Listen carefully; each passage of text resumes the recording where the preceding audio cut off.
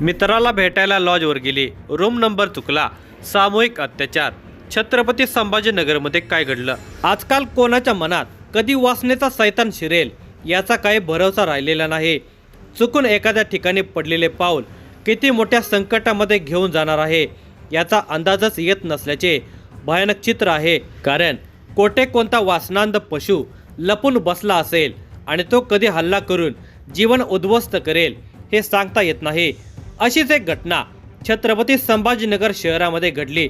Nurse म्हणून काम करणारी तरुणी मित्राला भेटण्यासाठी हॉटेलवर गेली. तेव्हा चुकून ते 105 ऐवजी 205 क्रमांकाच्या रूममध्ये गेली आणि तिथे असणाऱ्या तिघांनी तिच्यावर झडप घातली. तिने बचावाचा प्रयत्न केला, पण त्या तिघांच्या पुढे तिचा प्रियकर कमी पडला.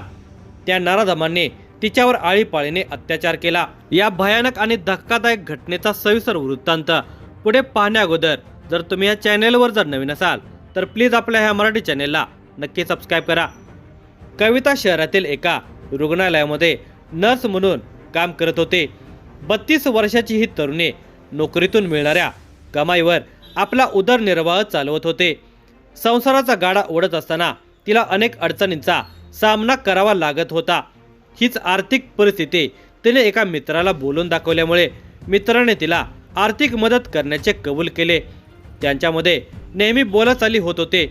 एक दिवस त्या मित्राने तिला रेल्वे स्टेशन परिसरातील एका हॉटेलमध्ये भेटण्यासाठी बोलवले.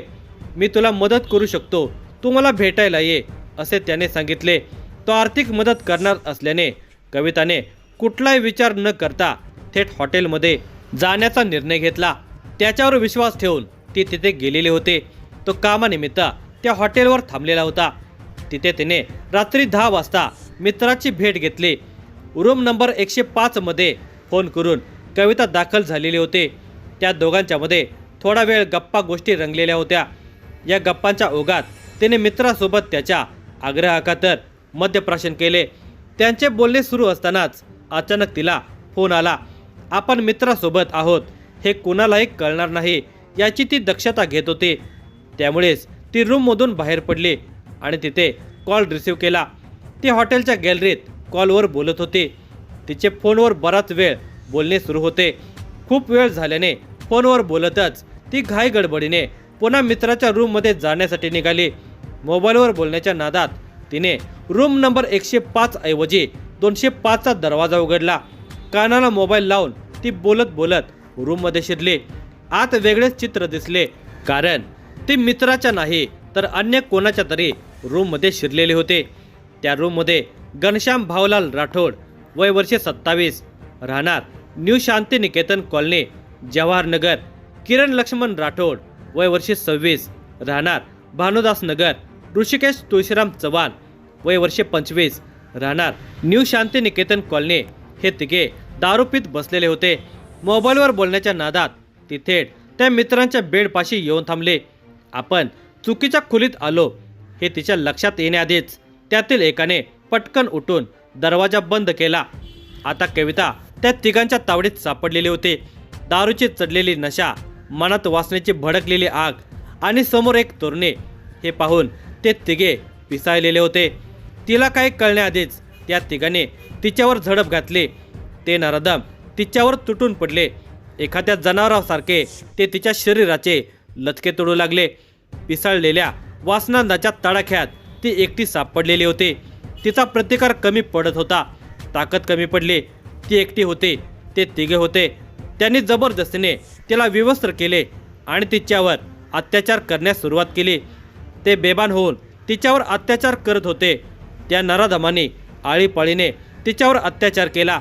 जवळपास 2-2.5 तास ते तिच्यावर अत्याचार करत होते. ती तडपडत होते. यातून सुटका करून घेण्यासाठी धडपडत होते, पण तिची सुटका काही होत नव्हते. अखेर ते दमून गेले. तेव्हा तिने संधी साधली आणि रूममधून ती बाहेर पडली.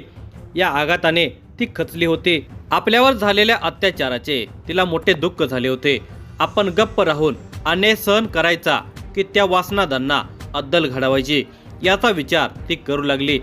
अखेर त्या तिघांना शिक्षा व्हावी यासाठी तिने थेट पोलीस स्टेशन गाठले आणि त्या तिघांच्या विरोधामध्ये तक्रार दाखल केली. तक्रार दाखल होताच या प्रकरणाची गंभीर दखल घेऊन वेदांतनगर पोलीस ठाण्यातील तपास पथकाने तपासाची चक्रे वेगाने फिरवली। काही वेळातच तिच्यावर अत्याचार करणाऱ्या तिघांच्या मुसक्या आवळल्या। हॉटेलमध्ये एका 32 वर्षाच्या नर्सला गुंगीकारक पेय पाजून तिच्यावर सामूहिक अत्याचार केल्याप्रकरणी अटकेत असलेल्या तिघांना न्यायालयाने दिनांक 22 डिसेंबर 2025 पर्यंत पोलीस कोठडी सुनावली आहे। विशेष न्यायाधीश AR उबाळे यांनी शुक्रवार दिनांक 19 डिसेंबर 2025 रोजी हा आदेश दिला। विशेष सरकारी वकील कैलास पवार यांनी न्यायालयामध्ये सांगितले की आरोपींची वैद्यकीय तपासणी, CCTV फुटेज मिळवणे आणि त्यांचे मोबाईल आणि कपडे जप्त करणे बाकी आहे। तसेच या गुन्ह्यामध्ये त्यांना आणखी कोणी मदत केली का आणि त्याचा नेमका हेतू काय होता याचा तपास करण्यासाठी आरोपींना पोलीस कोठडी मिळणे आवश्यक आहे। न्यायालयाने ही विनंती मान्य करत आरोपींना दिनांक 22 डिसेंबर 2025 पर्यंत कोठडीमध्ये ठेवण्याचे आदेश दिलेले आहेत।